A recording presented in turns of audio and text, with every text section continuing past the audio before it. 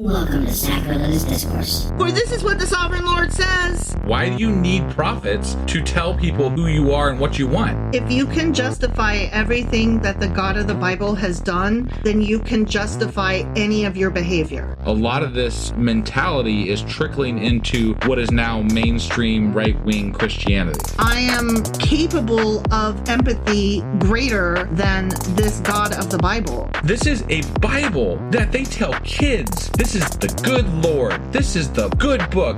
He is fantasizing about murder, mass murder. Head over to sacrilegiousdiscourse.com right now to find out how to leave us a review or support us on Patreon.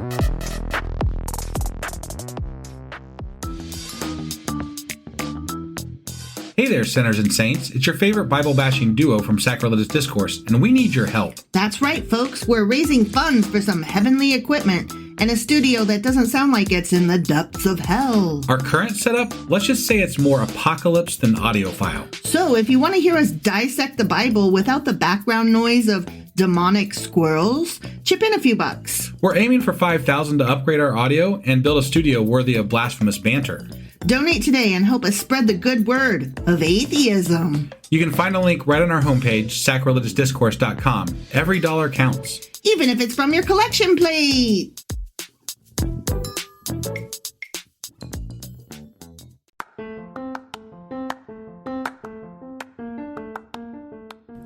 Welcome to Sacrilegious Discourse. I'm husband. And I'm wife. Together we're reading the Bible for the very first time.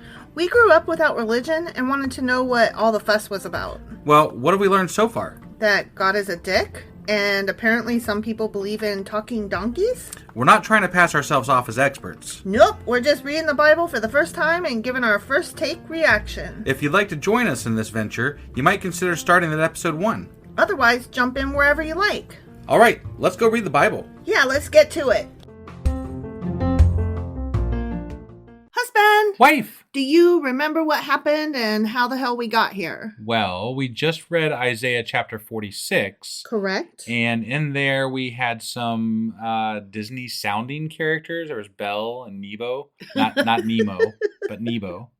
Yeah, I forgot about those guys. And the people that were going to Babylon as captives or whatever, they were carrying their idols with them, and apparently that was a lot of a burden for them. According to God, because God doesn't like their idols, so he was like, fuck those idols and their burdens. Mm-hmm. And people were like, but we still have idols, so sorry, man. Right. Even into Babylon, they had them. He's like, thou shalt not have those idols. And they were like, but guess what I did? We still do. Yep. They're still there. Yep. Yeah, so idols. Even remnants. God does not like idols. And the remnants are like, but I still have them. Right. So that was Isaiah chapter 46. It was. Which means that today we're getting into Isaiah chapter 47. Awesome. Let's go do this. Okie dokie.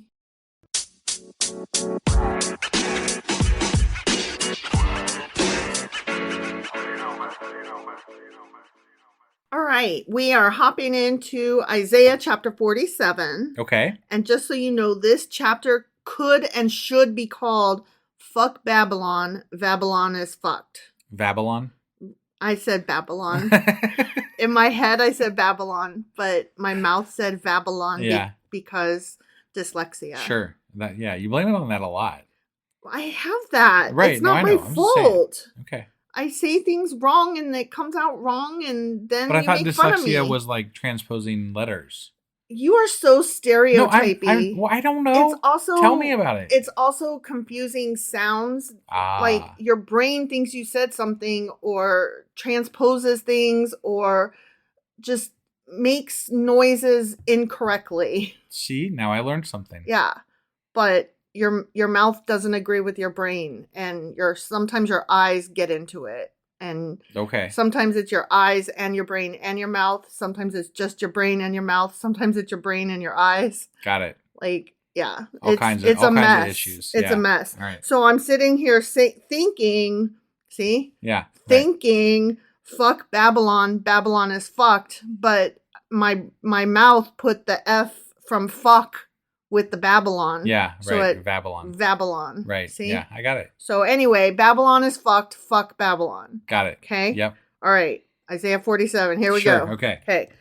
Go sit down. No. Sit in the dust. What? Virgin daughter Babylon. I don't want to sit in the dust.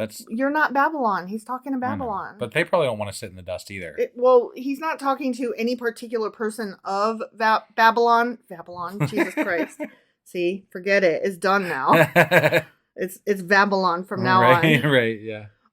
He's referring to the city, the personification of the city. Okay. So he's talking to the virgin daughter Babylon, like basically as a woman. He's like, you know, woman who's never been touched. You think you're so like innocent and perfect, right? Okay. So he's like, go sit in the dust. Sit on the ground without a throne, queen city of the Babylonians.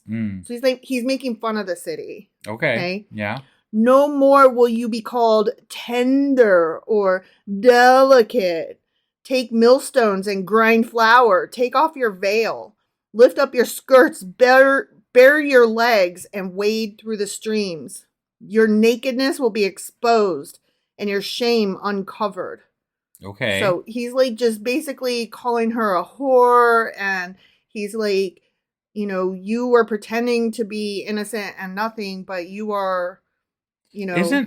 Maybe I'm probably, well, no, okay, I guess Cyrus had conquered Babylon too, right? Like that was, okay. Yeah. All right. Yeah. And there's the Babylonian exile, which is, what was that? Didn't the Babylonians conquer the Israelites? Yeah. Okay.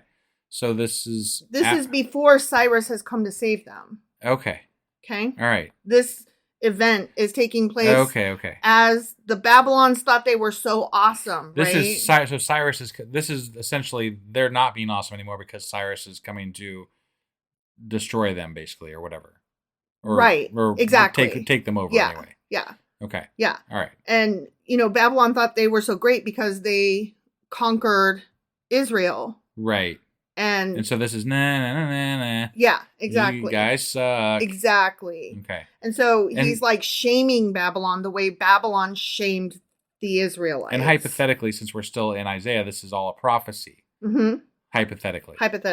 Yes. But it sounds like it's reading more like Chronicles or Kings or something like that, though. Exactly. So.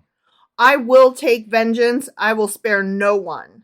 Our Redeemer, the Lord Almighty is his name, FYI. Okay, yeah. Is the Holy One of Israel. Is he? That's what we say. I must have missed that bit. Yeah, I mean, he only said it like 100 times, right? Sit in silence. Go into darkness, queen city of the Babylonians. No more will you be called queen of kingdoms. I was angry with my people and desecrated my inheritance. I gave them into your hand, right, Babylon. Yeah. I gave them into your hand, and you showed them no mercy. Even on the aged, you laid a very heavy yoke. You're God. You should have known that.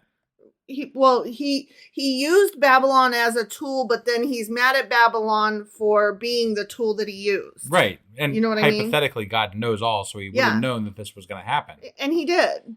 So it's I can't understand being angry at something that you know is going to happen. You know. Well, it's basically like do you remember in the movie 28 Days Later? Okay. Yeah. So towards the end, spoilers, FYI, if you haven't seen that movie yet, it's a zombie movie. It's one of the old best also. ever. Right. It's not old, it's just not new. At this point, I think we can say it's old. Okay, whatever. Yeah. Let's agree to disagree. Okay. So, towards the end, Jim is the main character guy. Yeah. He's trying to break into the compound to free the girls. Sure. Okay. Yeah. So, I can't remember their names. The girl is Hannah, and I can't remember the woman who is his partner. Not really that important. Yeah, it's not. So anyway, he's trying to free them, right? Yeah. So he sets loose a zombie who had been chained up to go attack them. So he set loose the zombie, right? He's using a tool that he knows is going to fuck their shit up. That doesn't make him not think that the zombie is bad. Right. You see what I'm saying? Yeah. It's a good analogy, I think. God is using a zombie or something bad, the Babylonians, and he's like, but I am still gonna, kill you later because you are a zombie, right? Or but I guess Babylon, it's not or just whatever. I guess if he was doing that, I would expect him to say, just as I said, this is the way it would go. Right. That type of thing. I guess I agree with you in that, but there shouldn't be so much emotional malice and like vehement anger, like how dare you? Because they were merely a tool. Right. It should be just, you know how you were bad and how I used you because you were bad and I knew you'd be bad? Yeah, your time's come. Yeah, now I'm going to get you now. Yeah. Like, as I said I would. Right, exactly. Exactly. Yeah, you're right. You're right in that there shouldn't, I don't mind him getting onto them for being bad, but there shouldn't be this, I can't even believe you did that. Right. I feel like this God should be speaking more in inevitabilities than in emotions. True. True. Yeah, I agree with that. Right. Okay. You said, this is God, Isaiah as God continuing. Right, you said, I am forever the eternal queen, but you did not consider these things or reflect on what might happen, Babylon. Okay. Now then, listen, you lover of pleasure, lounging in your security and saying to yourself, I am, and there is none besides me. I will never be a widow or suffer the loss of children. Both of these will overtake you in a moment, on a single day. Loss of children and widowhood. I see. Because, I'm God and I'm a son of a bitch. Right, yeah. Right? Yeah. Because, I'm sorry, let me just get this straight. You're going to kill children? Right, yeah. Babylonian children? From what he's saying, the only thing that they're really guilty of is pleasure and not taking you as their listening Lord. to God, I guess. Yeah. So Yeah, definitely kill the children. That will totally be justice. Right. I mean, this would be like if the zombies could have children, which they can't. So, you know what I mean? Like, even that, like, of course you would kill zombie children because zombie children, like, they still eat people. But these children are not zombies. They're children. So you're saying that he's looking at the Babylonians as less than human? Yeah.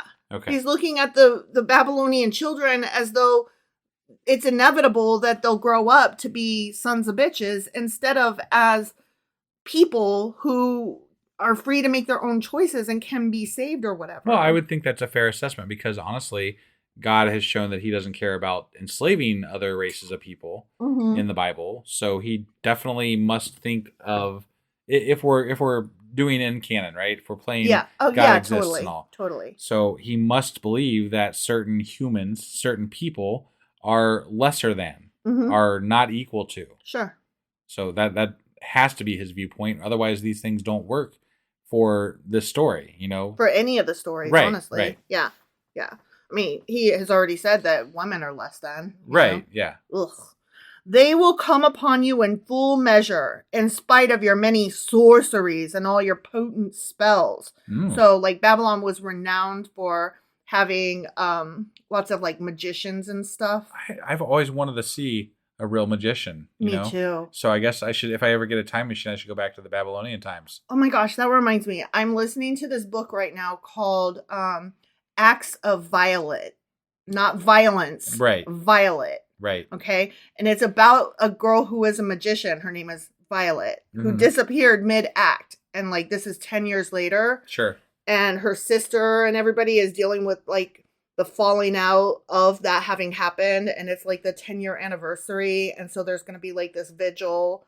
And so, the question is, was she really magic or was she just a great magician? And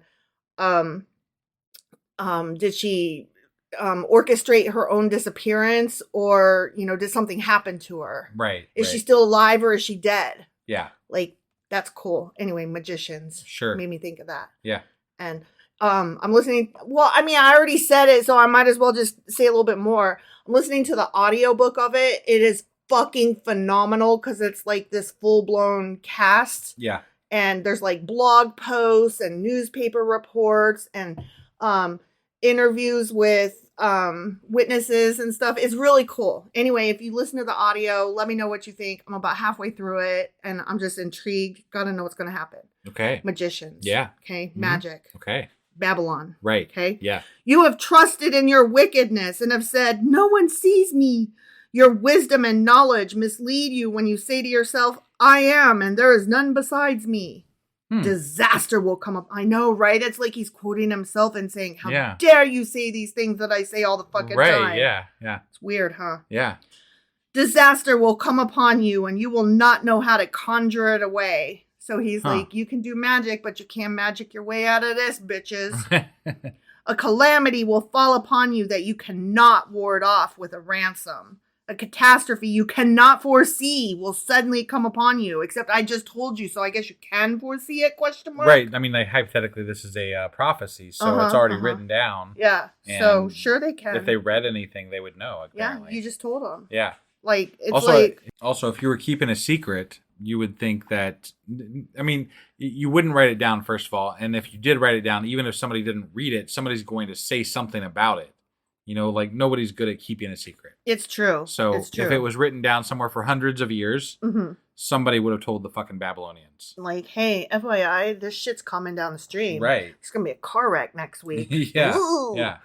Keep on then with your magic spells and with your many sorceries, which you have labored at since childhood. Perhaps you will succeed. Perhaps you will cause terror. All the counsel you have received has only worn you out. Let your astrologers come forward, those stargazers who make predictions month by month. Let them save you from what is coming upon you. Surely they are like stubble, the fire will burn them up. They cannot even save themselves from the power of the flame. These are not coals for warmth. This is not a fire to sit by.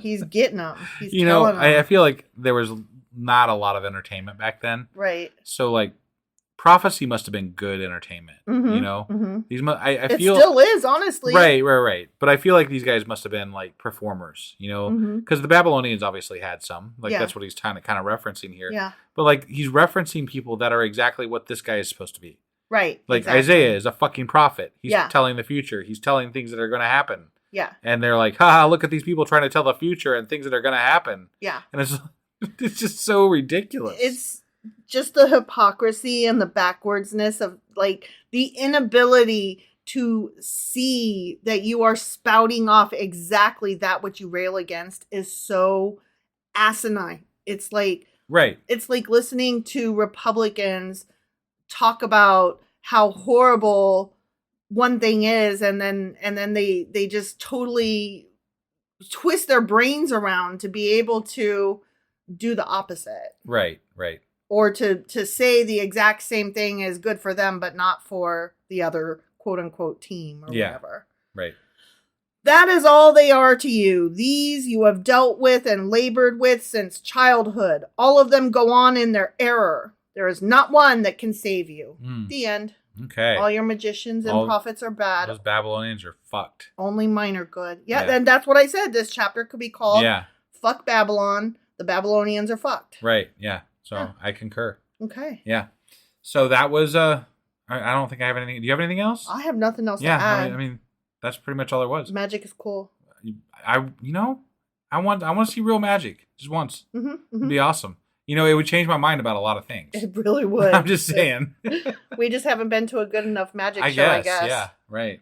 So that was Isaiah chapter 47. Sure as fuck was. Which means that today is actually Friday. It is. So we'll be back tomorrow with Q&A Saturday. That's right. And then on Sunday we'll be back with Patreon. And then I will get the weekly wrap up together. And on Monday we will be back with Isaiah chapter 48. All right. We'll see you guys then. Bye.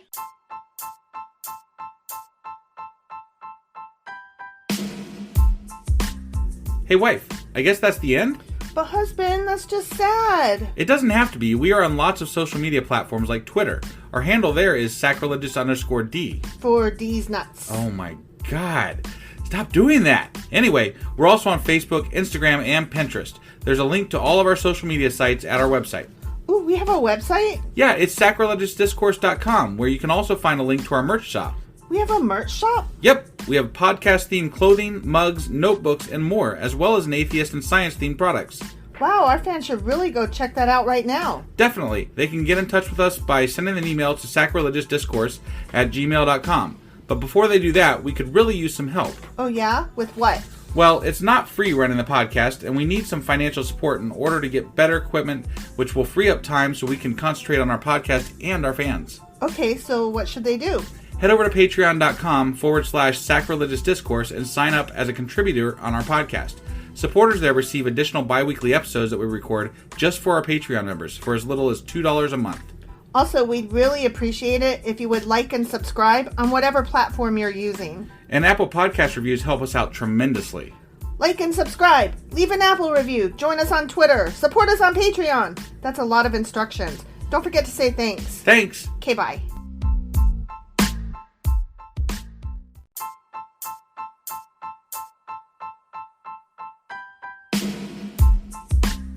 Hey wife, I guess that's the end? But husband, that's just sad. It doesn't have to be. We are on lots of social media platforms like Twitter. Our handle there is sacrilegious_D. For D's nuts. Oh my God. Stop doing that. Anyway, we're also on Facebook, Instagram, and Pinterest. There's a link to all of our social media sites at our website.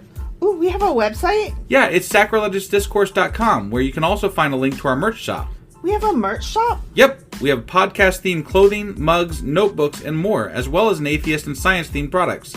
Wow, our fans should really go check that out right now. Definitely. They can get in touch with us by sending an email to sacrilegiousdiscourse@gmail.com. But before they do that, we could really use some help. Oh yeah? With what? Well, it's not free running the podcast, and we need some financial support in order to get better equipment, which will free up time so we can concentrate on our podcast and our fans. Okay, so what should they do? Head over to patreon.com/sacrilegious discourse and sign up as a contributor on our podcast. Supporters there receive additional bi-weekly episodes that we record just for our Patreon members for as little as $2 a month.